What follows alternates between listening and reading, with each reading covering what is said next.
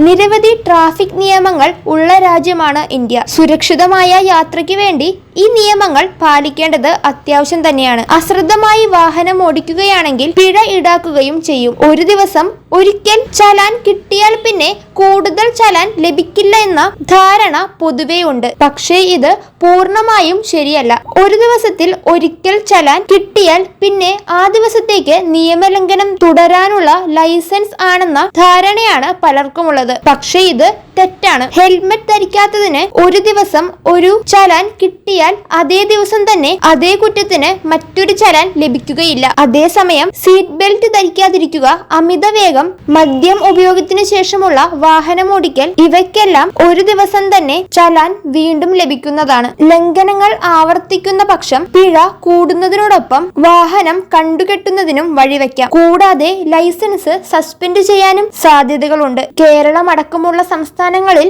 AI ക്യാമറകൾ സജ്ജമാണ്. നിയമലംഘനങ്ങൾ എത്ര തവണ ക്യാമറയിൽ പതിയുന്നോ പിഴ അത്രമാത്രം കൂടുന്നതാണ്. വാഹനം ഓടിക്കുമ്പോൾ ഗതാഗത നിയമങ്ങൾ കൃത്യമായി തന്നെ പാലിക്കേണ്ടതാണ്. ഗതാഗത നിയന്ത്രണങ്ങൾ കൃത്യമായി പാലിക്കുകയാണെങ്കിൽ പിഴ ലഭിക്കുകയില്ല. അശ്രദ്ധമായി വാഹനം ഓടിക്കുന്നവർ നിരവധി പേരാണ്. ശ്രദ്ധയോടെ വാഹനം ഓടിക്കുകയാണെങ്കിൽ ഒരു പരിധിവരെ വാഹനാപകടങ്ങൾ കുറയ്ക്കാനും സാധിക്കുന്നതാണ്.